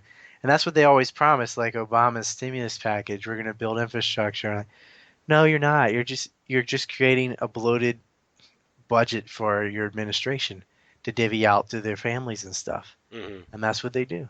As I guess, I mean, you know about McLean, Virginia and all that. I mean, they Oh yeah. just handed out the weapons contractors and stuff. And even if they build a bridge, the appraisal rate, the price of it is way more than it ought to cost. But, and sometimes it's not even built. But there's no check because the government, it's not a free market. The government, you can't get rid of it. If they fail, oh well. You know, you can't just switch the government like you can a company. Well, like Kelly Vallejos has a recent piece in the American Conservative about, Oh yeah, yeah, she nails them, man. you know, She's and, written about that before. and just the profiteering and basically how the DC area has become the Versailles of the 21st century, sucking off the labor. Well, I think because of the Do you remember the name of that article? It's really good. I would like to do a documentary with her. Like that would be a stellar. I mean, if people could see it, if people could see how much money has been given to these people, and this is why they support all these wars and things. Like, yes, we need another one because we need these contracts, and it's all corporate welfare. It's not like a company selling products and using that money to expand their company and get that. I'm cool with that. This is just government money being awarded to certain people, yeah, and then they take a part of that to yeah. continue the bribery and do it again. Well, it works together. Not only you could look at the expansion of NATO, you could look at it as sort of this Anglo-American desire to control, contain, and weaken Russia, but also the defense contractors. When you bring more people into NATO, you have to update the military. That creates fat contracts for General Dynamics or Lockheed Martin. I think Lockheed, Northrop Grumman. yeah, Northrop Grumman. I think they were if you look at they support like think tanks and special interest groups that advocate national security. Yeah, expand Lockheed NATO. Martin was the seed money for the Weekly Standard, which was the media wing of PNAC. Yeah, which argued for that and also for NATO expansion, all the militarism. Richard And Cummings wrote a good piece on that. Um, yeah, yep, it was Boeing's in Bruce. there. What was his name? Bruce Jackson. Bruce Jackson. Well, Yeah, yeah, he's a yeah. fucking that guy? I He was mean, a lobbyist for NATO expansion, at the same time chief of marketing for was it Lockheed Martin? If I it recall. was it Robert Stevens? I think Bruce Jackson was involved with that Weekly Yeah, Standard outfit anyway. no. I mean, disgusting. But like, that's the same thing. Like That's Camp. who made the F-35. That Bernie Sanders and the rest of them have spent $1.5 trillion on, Well, that's and doesn't even fly in the rain. yeah. You know, it's incredible. That And is that well, is the Huey Bradley fighting vehicle all combined. Like well, it's that's why nothing dumber. the Pentagon had has trillions of unaccounted funds, right? I mean, Oh yeah, I mean it's the Pentagon hasn't been audited in ever. Is it? They never comply. The GOA audit of the Fed showed 16 trillion that went to Citigroup and Bank of America and Hmm. Goldman Sachs and all these groups. And that audit is available, but it got no media attention because it happened the same time as WikiLeaks. We got all the attention, and people are always saying audit the Fed, and I'm like, I agree, but did you know they did audit the Fed as recently as 2011, and we already know they spent $16 trillion, and we know where it went, and that it wasn't paid back. Like it's been done. Yeah, the biggest. Say something about it, but no, it's the biggest. I mean, I wrote a book about that, the separation of Yeah, business and state, and ranted on it. The angriest video I've ever made on YouTube was that was one. it's the biggest heist in history. It is the biggest financial fraud in the history of the Yeah. world. But And you mentioned, like, funny, you mentioned the bailouts. Or Lee, you mentioned the 16, which is part of this flurry of bailouts. that's just from the Fed. That's not even including the public bailout from government. Yeah, which were counted at just like in hundreds of billions. But 700 yeah, billion, yeah. you have AIG, which was bailed out to save the profit margins of Goldman Sachs because of these credit default swaps. But AIG came out of CV Star, Cornelius Van Star, which was this insurance operation that was linked to the OSS and the opium trade out of China, correct? Yeah, So there you go. bingo. And they never should have had credit default swaps. I mean, what a ridiculous system. Yeah. Credit default swaps on mortgage-backed securities that were already fraudulently rated CDOs, which were just subprime packages of crap. They even admitted in their own emails Well, obviously was fraud. we need to pass more laws and regulations to stop that from happening, right? It's the regulations that allowed it to happen. That's the problem. No, It's if you bring back what's that legislation that we say? they want Glass-Steagall Yeah, on. Glass Steagall. Like Apparently, it's Glass. not that regulations are not intrinsically bad, or deregulation is not always bad. Yeah. You have to look at it on a case-by-case basis. Hmm. Some regulations are really bad, and the ultimate thing that needs to be deregulated is like you have to allow failure. In a way, you could argue that bailing out and not allowing companies to fail has deregulated the natural regulation of the free market, which is Hmm. when you screw up, you're gone. Yeah. That's the biggest one. If you get rid of failure, then you're just going to metastasize. That's why you end up with all the nepotism in government that we have. Yeah. They Because say. if you did that in a Yeah. business, just hiring your friends and family and stuff, and they're not good at it, your business fails Yeah. and Well, gets that. replaced. Yeah. They say capitalism, or would say that capitalism without failure is like Christianity without hell. It just doesn't. The idea doesn't work. But uh, one thing that's interesting when I mentioned AIG, Well, which it's like evolution without children. yeah, It doesn't work. You doesn't just work. stay the same. But AIG, what it's been called. Reason why it couldn't fail. One thing is because it obviously Goldman Sachs needed AIG to be bailed out, and Goldman Sachs kind of calls the show in Washington. As far as the Treasury Department, I think they control the Treasury Department. At least that's what appears to be the case. But AIG was this CV Star, and this goes back to the link between the intelligence agencies and the insurance industry, and also the oil industry. How these companies are the early multinationals, and they have all this information on like ports and buildings in Japan, and so they were during the war, they were utilized by the War Department to get intelligence on Japan because Japan they had insured all these ports, and in return for this, these insurance companies were subsidized by the intelligence agencies, and they also because all the large cash flow going through the insurance companies became a conduit for money laundering for drugs, the same way the banks would become. And so this is how this relationship, it's sort And of a drugs natural. is how you push it. Drugs and casinos are how you are the ultimate Yeah. method to launder. And what's ironic is that this is an area you get into how drugs, narcotics trafficking, although people are inevitably going to use drugs, I don't think it should be banned. I think well, from a constitutional standpoint, the federal government has no role in it because it's not interstate commerce. But the drugs and gambling and prostitution, these things are corrosive, but they're promoted by the very system, by the banks, and they erode society. Are you familiar with Catherine Austin Fitts? Well, that there, yeah, there I am. The market's as expensive and lucrative as it is because they're illegal. Exactly. But you made an observation I thought was very insightful about how certain cultures, drugs won't be a problem. Right. But you can create the conditions where people become desperate or they become degraded. And from that, you can create a more lucrative market. My point is that the very people, the You got to banks, dangle the bell yeah, above them with the MTV culture and look at what you have, all exactly. my bitches, and this kind of lifestyle. And Doug Valentine made And this point. He's talking about how this is promoted by the very institutions that are supposedly suppressing drugs, whether it's Hollywood, music, the culture industry. This is linked into the entertainment industry. You can mark it's almost like a business plan. You know what I'm talking about? right. And And yet you don't see some entertainers in South Korea or whatever are not all coked up and stuff. mhm. This is an American thing. It's this tied in with that culture. Well, they have the money to spend on it. That's not the reason. A lot of wealthy people in entertainment and music all over the world that are not so addicted to drugs. Well, a good example was what Gary Webb uncovered. Who he was Oh yeah, so depressed by his career being ended that he shot himself twice. yeah. But saying Gary Webb, his story. Well, do you They did a movie about him, but they changed all the journalists' names. So Yeah. it's Well, they didn't. I didn't hear Walter Pinkas's name in that movie. no, it's not in there. Walter Pincus, And who was a part of Barry Mockingbird. Seal's in it, or no, he wasn't. That was in Narcos. But Barry, yeah, Barry Seal's in the Kill the Messenger film, I think.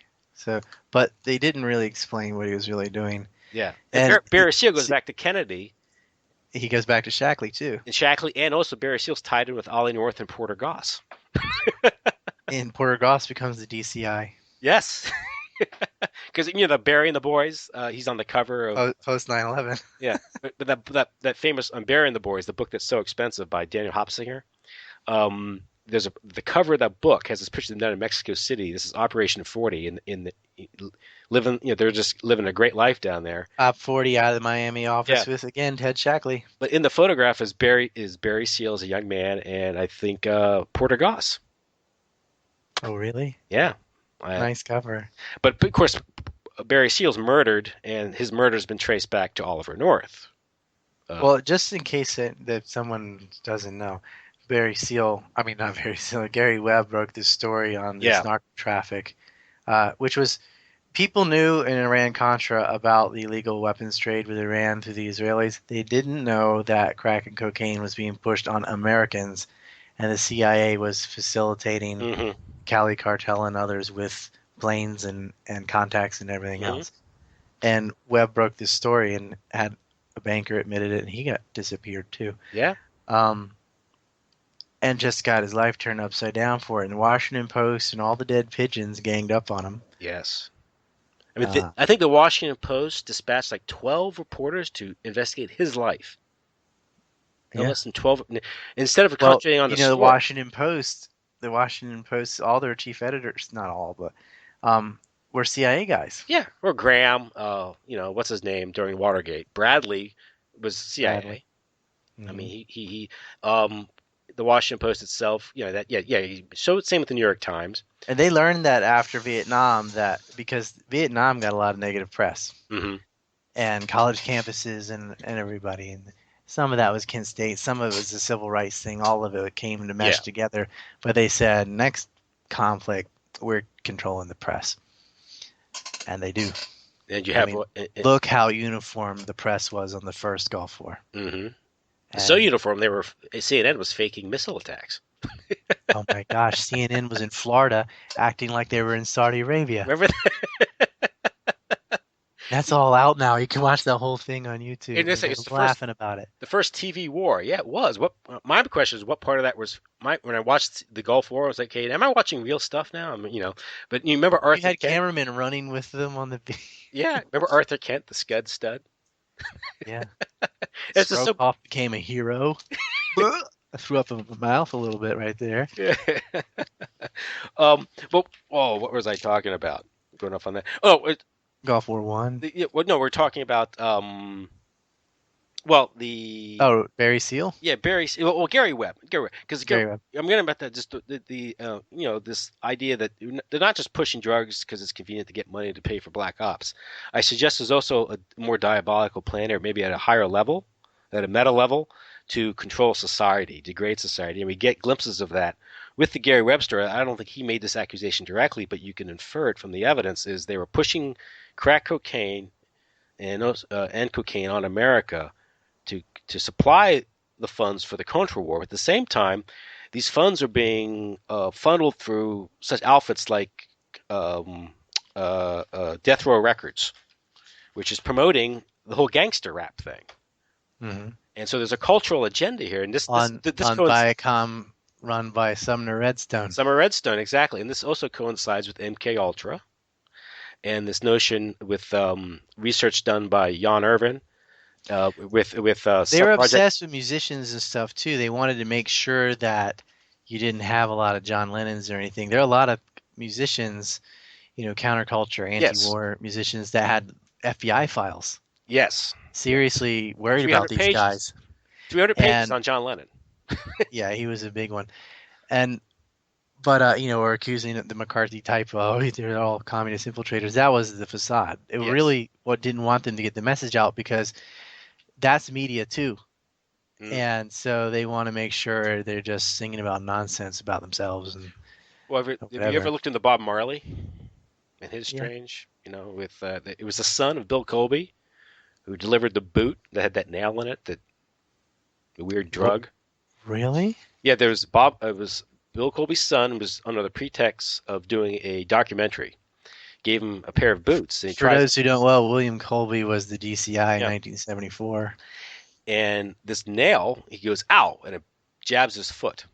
It was that toe that he developed this weird cancer that killed him, eventually killed him. Then he goes through this weird like treatment through this former Nazi doctor that kills him with the treatment or something. A paperclip guy or something. Yeah, something like that. And this goes back to what was it? Was it the Shadow Posse down in Jamaica, where they were being paid with drugs to destabilize Jamaica? This is the same old game. I think it's the Shadow Posse. Yeah, the Shadow Posse. If you look that up, what's his name out of England put me onto it. The researcher out there who wrote that your thoughts are not your own. I interviewed him a couple of times. His name fails me. I'm sorry. Mhm. But it's again, these things sound crazy until you realize that these things are consistent with other. This follows a pattern. But my point is the idea is you use drugs not only to raise funds to pay for your black ops to destabilize the country. At the same time, you're destabilizing the country. This becomes an arena for more gun running and drug trade. But in Well, it's the America, same as opium in China. yeah, I don't know if it was pre-show or this show, but it was not only for the cash flow, but also to tear China apart, destroy China's elites. throw them into a cesspool and get them hooked into opium dens. Yeah, and we look at what happened to China since then, because there's a reason why David Rockefeller loves Mao Zedong. It was a process. Why would David Rockefeller, this arch capitalist, like Mao? Because Because you China, get rid of 1 billion competitors. exactly, and China now today represents the ideal, the archetypical like, sort of state capitalist exploitation system. Where there's you have They have ghost cities. yeah, where they've built up all this. That's all part of central banking, though, right? So Central planning too. I mean, yeah, they they don't want the investors to lose money, so they continue to keep using government spending to prop up these neighborhoods that are too expensive for anyone to yeah, actually live in. So they have all these empty apartments, empty shopping malls, empty everything, while there are all these poor people. hmm 200 million people in China live on less than $2 a day, dirt floors, rationing their water for showers, things like that. It's real. People can look at Shanghai and stuff and it looks nice, but if you look at the rural areas of China, it's real third world. And those people are absolutely screwed, and they have these perfectly good houses sitting there propped up. But you saw that That to sounds a that sounds lesser extent, like the U.S. during the housing yes. bubble. We had a Coast Guard base on the island where I grew up, which they abandoned. But they built up all these giant houses on there, and they're all sitting there empty. Meanwhile, we have teachers because there's only one school on the island. They're commuting from like an hour away, 50 minutes away every day when they could be in the same town the school's in those empty houses. But Yeah. they're just paid to build these giant homes and then there's no base anymore. Hmm. And so they're just sitting there rotting away. Just a big sore of, and everyone's looking at it because they're desperate for housing and there's empty houses there That's doing nothing. that's like America, where there's 20 This million is homes off the That's books. North Carolina. That's what Yeah. that was. That's what I'm talking Oh about. yeah, yeah. So I mean, that's what you're getting here. And this gets back in. Well, this gets. I mentioned Kathleen Austin Fitts in her analysis of the drug trade. She wrote an article called "Narcodollars for Beginners," which is a fascinating read. Just how integrated drugs are into the U.S. economy and how they distort and deform the U.S. economy and corrode society. Again, this isn't a. I'm not making it a case for prohibition. Well, As you part of mentioned, it's the illegality of it. the It's illegality because distorts it. Yeah. you get drugs and you end up in jail. Then you can't get a job when you get out of jail, so they go back to selling drugs. It's sort of a self-perpetuating thing. And this has created a slave economy because the prison industrial complex exploits cheap labor. So much to the point that the I think it's We the have a slave economy anyway with yeah sweatshops and the all sweat that. CC the what's that company corporation, the Correctional Corporation of America, which is a privatized prison system. They contract to the states, but in their prospectus they require a certain amount of They're capacity. private, but 100% of their revenue is from government. Yeah, it's like the defense contracting, Yeah. but they require. That's why they ought to separate private from not really private I because know, all yeah, government, right? There's mercantilism and then there's free enterprise, yes. and this is mercantilism. But their prospectus requires 90% occupancy rates in prisons fulfill the state has to fulfill the contract to maintain a certain occupancy level in the prison system. That's What? why you have ICE and certain sheriffs, especially in Arizona, Yep. arresting everybody for anything Mm-hmm. and getting kickbacks. Mm-hmm. Um, Will Grigg and I covered a story on yep. that. People getting sodomized. It's just ugh. Yeah, it's The awful. police force in the U.S. and they're getting all this surplus gear from all these stupid imperial escapades abroad. Are going to the police departments. They've lowered the IQ standards. They've actually capped it. If you're too smart, you're not allowed to be a cop Mm-hmm. because then you might judge something for yourself instead of just enforcing the law blindly. It bothers me when I talk to someone and they're like a robot. They just repeat what they're allowed to say and they can't actually talk to you or think. It's like they're not allowed to Yeah. think. They just go, well, and they use all this language like shots fired. I mean, not I fired shots, because that would make you responsible. Just some fact they just were fired somehow. Well, that creates situations like in Ferguson a couple of years ago in Ferguson, Missouri. We have this jurisdiction which has become economically depressed as the jobs have left the area, but the bloated state local government still wants to maintain the payrolls, so they rely on taxation through citation, and they target the lower income areas. Ferguson to me, like it's sad, whatever, but to me, I believe the reason so much attention was put on Darren Wilson and Michael Brown was to avoid Eric Gardner in New York, because that was a clear-cut case where these cops jumped on a guy and Yes. choked him to death in front of everybody, and it's on film and got acquitted. No argument about it. Hmm. Um, so they make a more wish-washy case. Or did he rob a store? How far was he from the car? Blah Yeah, yeah. blah. Maybe he was, maybe he wasn't, but Eric Gardner was killed right in front of us on film, Hmm. choked to death on the ground. And And it took all the attention away from that. And then Black Lives Matter got hijacked, and by it George used to be Soros. about by George Soros. It used to be against police abuse. Good. Everyone hates police Yeah. abuse. Then it became lopsided police abuse toward minorities, especially blacks. All right, still on board. Then it became like kill Whitey. Yeah. Like, all right, you lost it. Like, Well, that's divide and conquer. yeah, it's on purpose. Yeah. And that happened to the Occupy Wall Street, and that happened to the Tea Party. The original Tea Party, like under Ron Paul, was against corporate bailouts, and then it just became like Sarah Palin, Glenn Beck, Sarah, trash, secret Muslim, and stuff like that. And yeah, it degenerates. Sarah Palin, Tea Party. So She was that because the news just started tagging these conservative, not even conservatives, these yeah. neocon idiots and real idiots too. I mean, that lady doesn't believe in dinosaurs. She's like Mike Huckabee level stupid. She's not. She's not the dumbest. I used to have a dumb scale, like a 1 to 10, and now I have to put the lowest as Hank Johnson, who was afraid Guam was going to capsize and go into the Oh, sea. I remember that. Yeah, yeah. Yeah, he got reelected. I mean, that's dumber than Palin. The That's this dumb. That's like Trigglypuff stupid. Yeah, I've heard there's some reports about the Palin like operation up in Alaska. How Todd Palin was apparently running a blackmailing operation through massage parlors. That's a whole other story. Hooray! Yeah, but the Yakuza does that in Japan with yeah Chinese hookers and stuff. the I was mentioned the drug trade and how it distorts the economy. One way it distorts the economy. And are you familiar with Breaking Bad? Everyone asks me that. I've never watched it. Okay, it illustrates it's a limited hangout, so not going to get so much from HBO. It's HBO. Yeah, Okay. which is Summer Redstone, right? But the in there he illustrates the show illustrates how the drug trade is the how the money laundering, how the money finds its way into the mainstream economy. And one of the ways that also Catherine Austin Fitz writes about in her Narcotics for Beginners is that she's made some observations. She drives around the country seeing hotels and restaurant chains that simply aren't doing the level of business to justify their existence.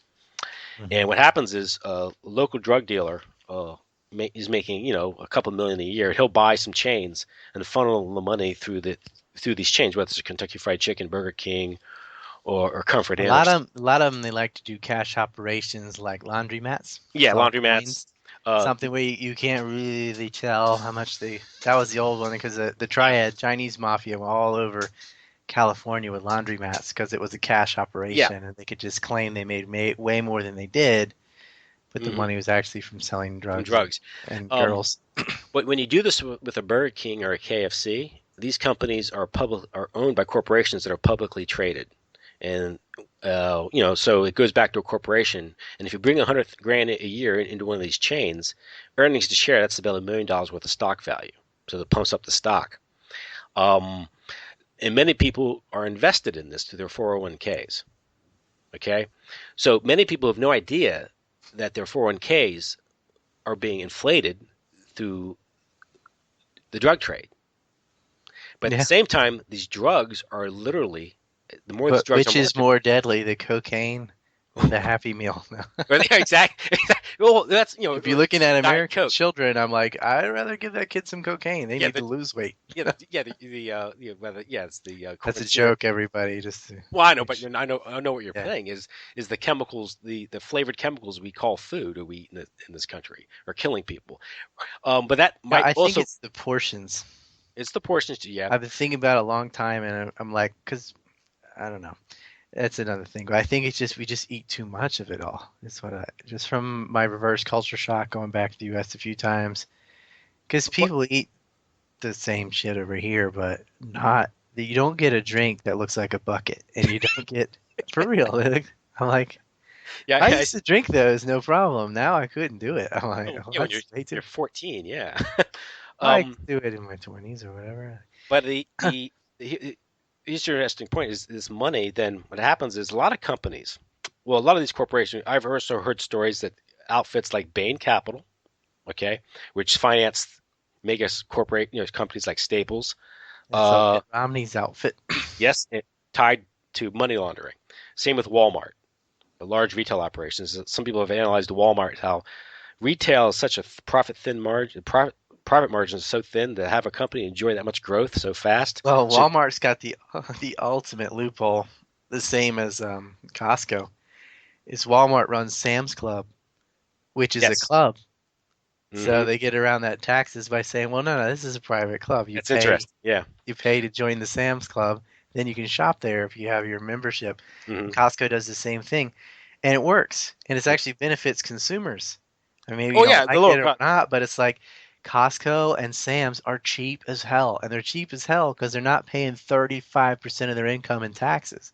But this is how large corporations come in and take over because my point is what happens is the drug trade, a lot of the money is being laundered to whether it's Walmart Corporation or Bain Capital, which creates staples. This marginalizes the smaller mid-sized companies and creates what looks to be cheaper costs, but in the whole societal cost, it's not cheaper because you're paying for it in other ways.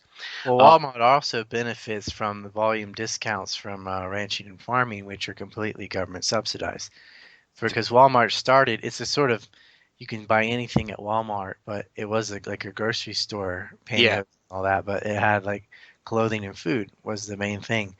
And clothing and food are made from agribusiness. And so they get these volume purchases, but your cotton and so on and your Hmm. fructose and all are coming from government subsidized agribusinesses, big ag. And big ag, of course, is related to big pharma because the Pesticides. subsidies indirectly go for pesticides, for steroids, for antibiotics, for all the juicy drugs you got to need Hmm. to have your crops and your animals. And the factory farming, which I guess apparently produces cheaper food, but it's also lower quality food and which ends up making people sicker in the long term. It doesn't make cheaper food, actually. Factory farming, the conditions for the factory farm Hmm. are are mainly there to force the demand for antibiotics. Because if you didn't have them all packed on each other, they wouldn't be getting so sick. Yeah, And so it actually costs more. But because that's subsidized, they don't care. yeah, that's right. Good point. Good point. I also You could heard that. actually make more, you produce more product by keeping them healthy. Hmm. Now, You is they it? live longer, so you get Yeah. more milk per year and all that. That math has been done. The reason they have factory farms is because of the subsidies. Now, is this also? Now, is this just the short-sightedness, or is there sort of a business plan here that the downstream profits for the larger Well, they corporations? get paid more from subsidies than they are from sales. Hmm. They're not just paid to produce or paid to sell a product. They're paid just to make it. Hmm. They can pour milk in the ground and still get paid, and that Yeah. happens. Yes. They we make too much milk, and it would lower the cost of milk. So we'll just dump it in the ground, and you still get paid by that. Yeah. That goes back. They don't have to sell it. All they have to do is make it. That goes back to the New Deal where they machine gun pigs and destroyed crops to raise crop value, crop prices. One of the ironic things they did before World War I was killing all the sheep for the Childs Reservation, and uh, then they needed wool for the uniforms for World War I, and the Indians they had to turn to them to get the sheep again. Oh, that's right. And that doesn't that subsidy still exist for wool? Or Yeah, yeah. but before that, they've been killing the buffalo and sheep in order to control the Indians. Uh-huh. Then they needed them, and they needed the Indians' labor too to get it. Well, I think food is a weapon. It can be weaponized. I think Henry Kissinger directly stated that in NSS, in 1974. Well, you can affect the markets. Like that's what NAFTA really destroyed Mexico. And one of the ways was giant agro businesses that could no longer have tariffs or anything. And I'm not for tariffs, but if one side's subsidizing their Hmm. agro, then you need a protective tariff to counteract their government intervention with your own sort of thing. And this destabilized Mexican agriculture, which forces them It to. forces all those to migrate into the cities, which gives you a labor pool of oversized workforce, which lowers wages across the board because people are looking for jobs. If you take out one sector, like agriculture or what have you, then all the people who used to pick fruit or something have to go get a different job. Yes. And if you have a lot of people all at the same time hunting for jobs, the wages lower, and so then of course they try and go to different countries and so on. And NAFTA is the really spurred illegal immigration more than anything Hmm. because they destroy their agribusiness. It's not like these people don't know how to grow food or anything. They've been doing it forever. But when you got to compete, you actually have to sell your watermelon to make money, where the other guy just has to grow it to make money. You lose. Hmm. And this is the model that's occurred. We've seen this in Africa, and also all throughout Latin America, where people are forced off their ancestral homelands into the cities, and all of a sudden you have this huge, vast pool of cheap labor that the international corporations can exploit and move down there and transfer the jobs. And then we're told this is free trade or the free market when it's anything but. It's because there's Yep. coercion, there's civil They're war. working for a U.S. company in the city because another U.S. company drove them out of the agricultural land. Yeah. Whereas prior to that, they may exist. They might live on. They might be marginally. They might live on a farm that they lived for years, living their own lives, and whether it's subsisting farming or maybe they're selling a few crops for a few dollars here and there, but they're living a contented, fulfilled life. Could be It, self-sufficient, or they might have been doing well. it might have been, yeah, I mean, most grocery stores, locals, whatever, make good money. Those are wealthy families. yeah. Not like millionaires or anything, but they were doing really well. Hmm. You go to the guys who ever own the local grocery mart in your town. If you have a town that doesn't have all chain stores, they're doing fine. Yeah. But it hurts the consumer too. Like this intervention in agriculture just makes it more expensive. Like, yes, the price of milk would go down if there's producing so much of it, right? And that's good because then you can get milk easier, and Hmm. you'd buy that instead of orange juice or whatever. Well, the disruption of agriculture, that's interesting because that goes back to the drug trade because the British in India destroyed the traditional agriculture to produce the opium, which Right, and indigo too. yeah, And which destroyed, we created maybe uh founding of America is the same thing. yeah, the famines. Well, they were pushing tobacco where they could have been growing potatoes or whatever, Hmm. and tobacco trade was very marketable, especially going to Europe because tobacco only existed in the New World at first.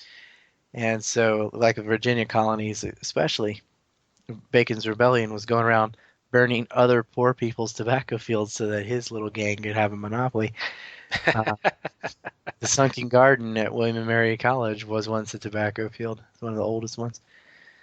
But yeah, that's the old story. But yeah, indigo and opium, and they were indigo, especially in India, where they needed to be growing food, didn't. Because government planning, they didn't care if Indians starved, and they starved. Yes. Well, So and they wanted them to starve, and that's the same thing occurred in Ireland. The same thing occurred in India. that's how you get rid Church. of indentured servants on their seventh year. You Yeah. starve to death, and you don't fulfill the promise. Yes. It's an ugly story. I mean, we hear a lot about all the people the Germans killed in World War II, but we don't hear about the Bengal famine in India. Yeah, millions, and that was during World War II also. Hmm. I And guess you hear about it a little now. Well, no, you don't. I guess online. well, there's certainly no memorial for them in 200 No, cities. that's not. That's not happening. They're built. I was We listening. don't have a memorial for American Indians. Yeah, I it's think Germany should, or Russia, or somebody should threaten that. Like, we're going to build a Holocaust museum for the Apache or something. Like, well, how do you respond to that? they don't have quite the media influence. Some other groups do. But there was I have an interview scheduled with a guy who wrote a book about the so-called potato famine, how it wasn't this act of God or natural, it was planned by the British It's because the plant. British, Plus, potato famines plural, but potatoes suck the nutrients out of the soil, and they didn't know how to yeah, rotate crops. It's a new world crop too, so I'm familiar with it. But at the same time as the famines, the British were exporting food out of Ireland to yes, Britain. I mean, to yes, England. yes, That's and disgusting, man. it's he says that to call it the potato famine is like to call the Holocaust the oxygen famine. Right. Yeah. But he was confronted. Ireland didn't have a memorial for the Holocaust, so the so-called Holocaust, and his response was, "Well, does Israel have a memorial for the Irish Holocaust?" Right. You know, Yeah, I mean, the Irish didn't do the Holocaust, what do so you, they what's weren't this? even in World War II. Like, They in fact they were officially neutral. So, yeah. I mean, so, but Because World War I caused enough lasting problems between them. hmm It's not.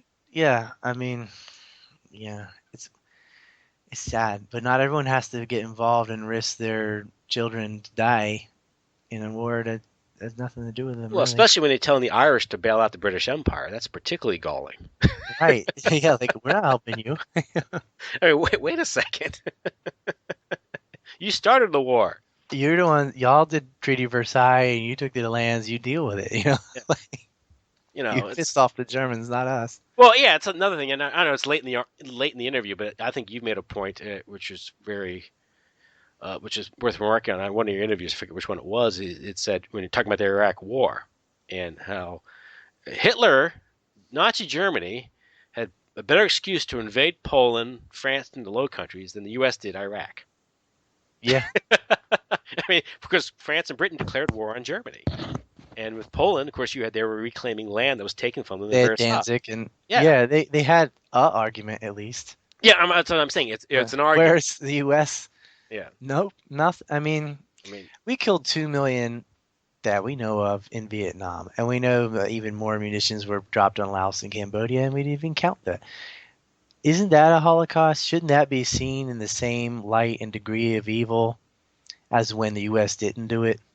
You know, and yet it isn't. And I point this out to people that we've killed millions of civilians since World War II, in the Korean War, in the Vietnamese War, and the wars in the Middle East.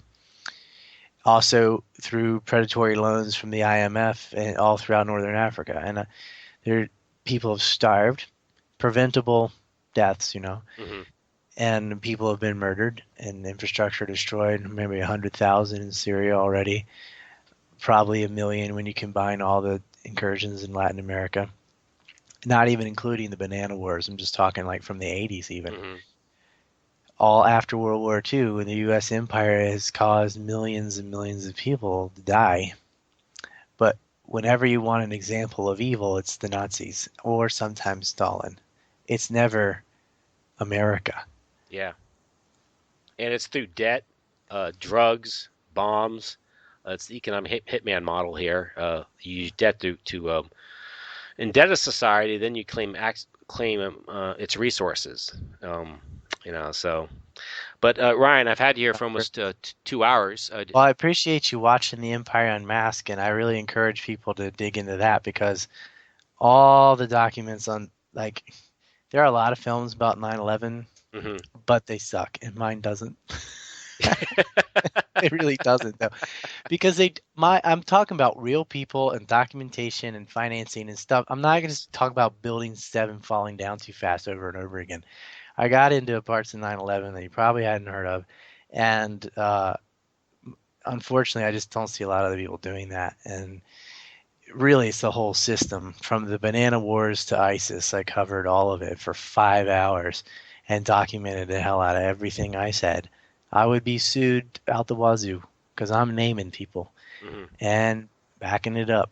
And I really encourage people to purchase The Empire Unmasked because I want to make this film about the Kennedy assassinations, and it's just going to take some time and money to do it. And I kind of needed to make a film in order to be able to buy the things I needed to make a better film. It was Catch-22. So I hmm made War by Deception free. And then I made to get so people will know who I was and everything. Then Empire Unmasked, which people buy. And so finally I've got the programs and things I need to make the production value match the content. And hmm that's what I'm hoping. So please don't pirate my movie. Oh no, I bought it. Yeah, you did. I think it's great. I'm telling the listeners, please So you got to buy consider it. go to ANC Report and Yeah, buy The Empire in Mass. It's worth it. It's 5 hours. It's a long time, but it would take you your whole life to dig all that information by yourself. you can So download it actually, and just watch it over and over yes, you again. can download it, and once you have the code and everything, you Yeah. can download it and watch it piece by piece. It doesn't have to be all at once. It's kind of three movies, I think. And yeah, we get into narco trafficking some. We get into all of it, man. The whole systematic thing, and it gets into ISIS too, before they're even called ISIS. hmm And that's one of my most popular videos on YouTube. Is why did the U.S. invade Syria? I think it's like 500,000 views or something, and explains it with maps and everything. But that was nothing compared to Empire Unmasked. I mean, it really gets into it. You So I get hope in, people get. yeah, you get into the details and you follow the paper trail, and there is a paper trail. You don't have to go off on You don't have to exotic speculate. exotic theories and speculation. You can do that if you want. There's room for that, I suppose, when you're dealing with the murky world of intelligence and the deep state. But as far as your analysis goes, it does. You don't need to. There's the paper trail there, and you provide that. Enough of them have been caught that that's the path we should be on. And I appreciate you for doing this long interview, and also the interview we did last time on the Civil War. People really like that one, so I Oh wanted yeah, to. I mean these topics you can go on forever about really, and I'd like to have you back at some time to talk about some of these other topics that we touched upon that probably deserve their own discussion. Whether it's Yeah, every character we name, I could do a bio about. I mean, they're all worth it. hmm and that's Ryan Dawson, ANC Report. His latest documentary is The Empire Unmasked. You can purchase it for $21 and download it and watch it at your leisure, and it's definitely worth it. I'm halfway through it, but I'm sure I'm going to watch it over and over again. Oh boy, you're gonna love it when it gets to the Israeli part. Yes, and that's yeah, and that's why Ryan is on the fan mail of the ADL because he touches the he gets love letters from Abe Foxman because he Yeah, does focus on the Israeli connection, and there are I'm gonna send him a Christmas card. Get it? well he used to be a Catholic. Oh, okay. He Well, was he'll get adopted one. by a Catholic family in Poland during World War II. I'll send him a Happy Kwanzaa card. But he the point is that the Zionist faction, the Israeli faction, I think is a major part of the criminal syndicate that runs the world.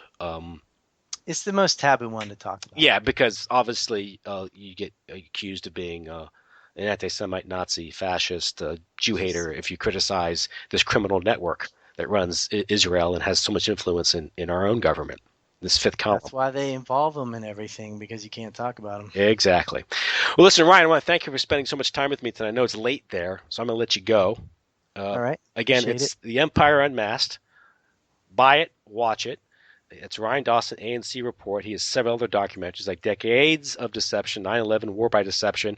You also mentioned Doug Valentine's latest book that's coming out, I guess, the end of the summer Yeah, the CIA as organized crime. That's in September. in September. And Yeah, I'm familiar with Doug Valentine, I've interviewed him one time and also read a few of his books. Great researcher, historian. excellent. Yeah. And that book, I said, probably would touch on a lot of what we talked about here tonight. So, Oh, I imagine. Yeah, I great. would pre-order it if you can. Great. Listen, Ryan, thanks a lot. Thanks a lot. Good night then. Good night. Bye bye.